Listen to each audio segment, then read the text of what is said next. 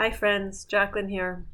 This is my May 2020 newsletter.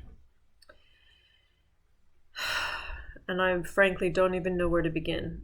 The astrological aspects of this year are, as promised, unbelievably potent in the opportunities that they provide for our transformation, in the opportunities that they provide for our dismantling and rebuilding, individually and collectively. If you are not aware of your own birth chart, if you haven't just dipped a toe into an understanding of your own birth chart, I really, really urge you to do that. A great book to do that is, I'm going to grab it.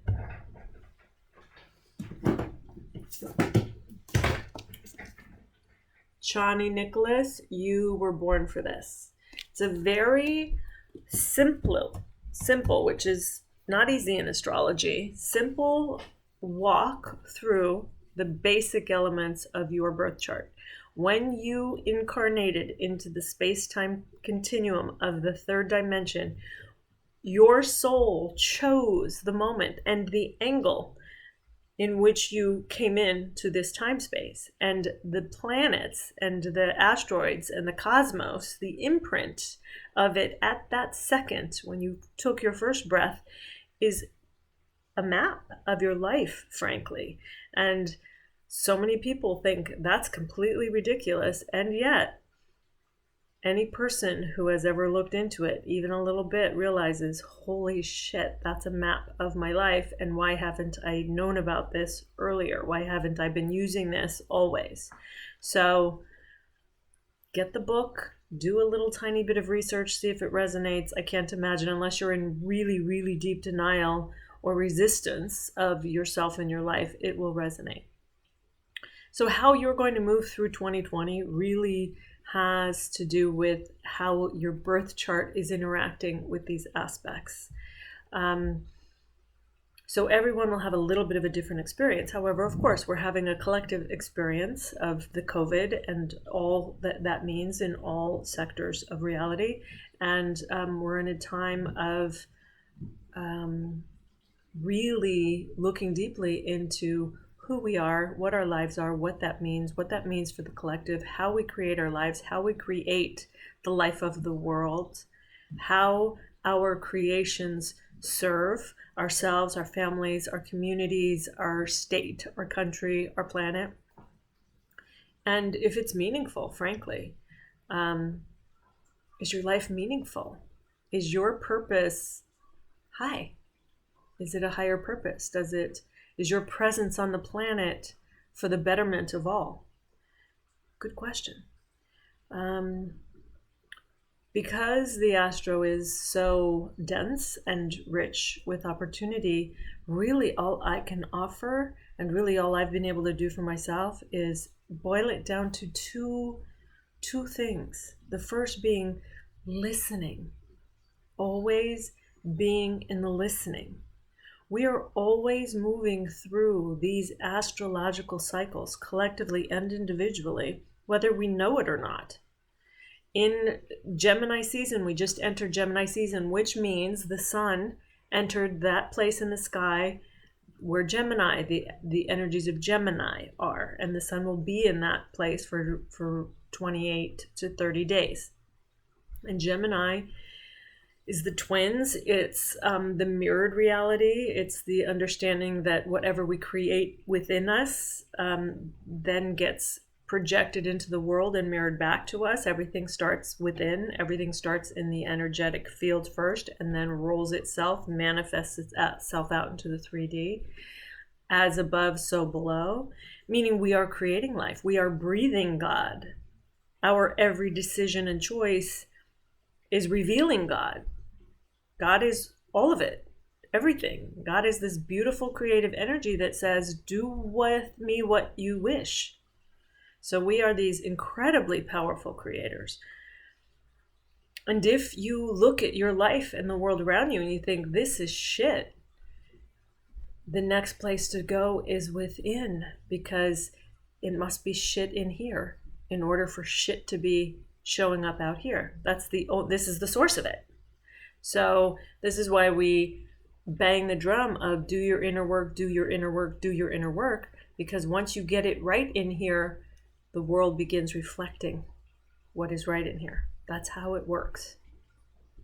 That's what be the change, that phrase that is so overused these days. Be the change you want to see in the world. That means get it right in here first. Get right within your own self, and then you become right in the world. That's how that goes.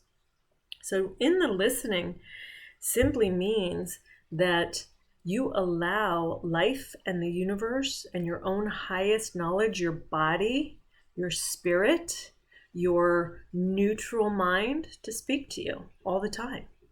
You don't allow one aspect of yourself to take the reins and run everything. For me personally, I have a sun in Aries. Aries is the first sign. It's a young, youthful energy, and it's like, let's go. That's the energy. Let's go.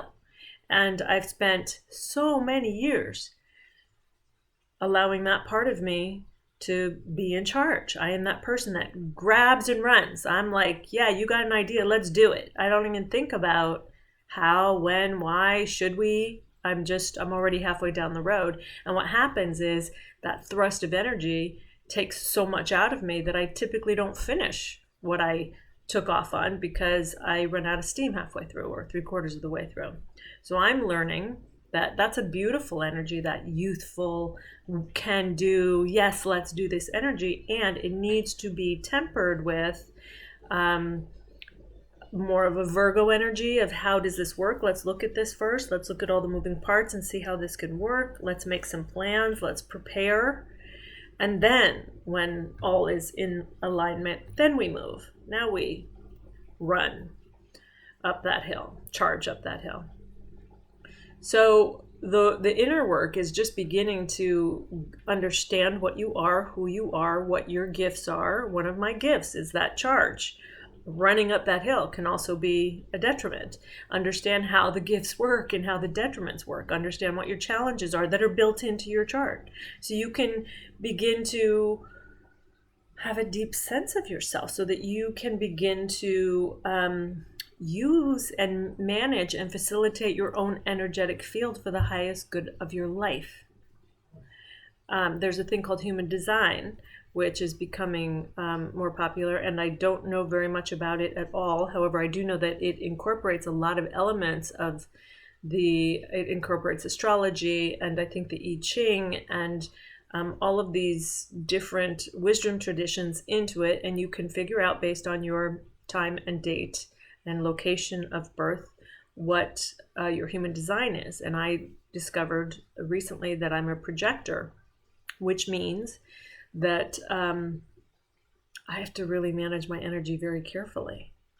I have to be aware of it during the day, because as the day goes on, or as the week goes on, or the month or the year, I can become depleted just based on the energy that I'm giving out, that based on how my energy field works and what I am in the world.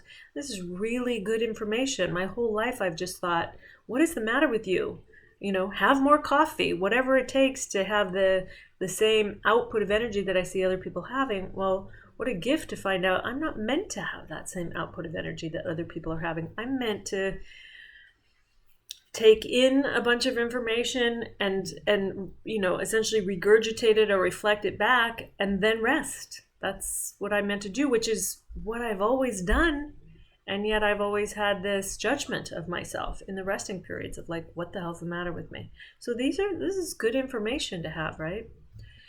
So in the listening, we are learning about ourselves. We're learning about our charts. We are learning to listen to our bodies. There are days now when I wake up, and typically it's on a Monday, on a moon day. The energy of Monday is the moon, which is a turned in emotional energy and inwardly facing energy, and it comes once a week. If we can, take the day and turn inward. Last Monday I woke up and it was clear to me there was nothing. It was not a day for me to be projecting out in any way. And I spent the day turned in my window seat, curled up, reading a book, napping, having as little conversation as I could manage, and rejuvenating myself without guilt. Now, that's major because most of us do not allow ourselves to do that without guilt, or I don't. In my Aries sun, I would normally be cracking the whip on myself. So I'm learning to facilitate my own energy, to listen to my body, to meditate. And meditation is when we listen to our souls, when we listen to the higher, the one that is connected to the frequency, the God frequency, the collective consciousness, the infinite consciousness. We listen to that frequency, which is part of us. All frequencies are part of us. We are multi-dimensional, multi-frequency receiving being. So when I go into meditation and I align my frequency with the highest, I receive information. I'm listening. I listen to my body.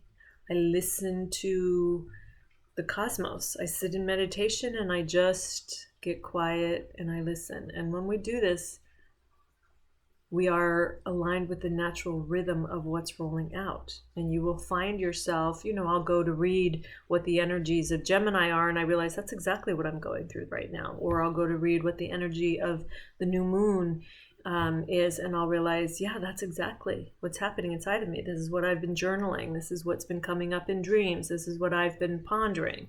So we are naturally in the rhythm. We never miss anything. However, if we listen, and then the most important thing is to be obedient to what we hear. That's all we really need to do. So the question every morning is, what is life asking of me today? The question in every situation is, what is life asking of me today?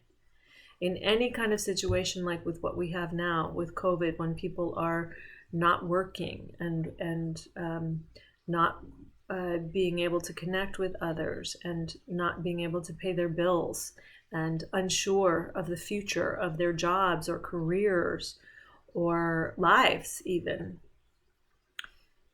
Suffering is an option, and being in the unknown is obviously what we're being asked to do, becoming comfortable in the unknown.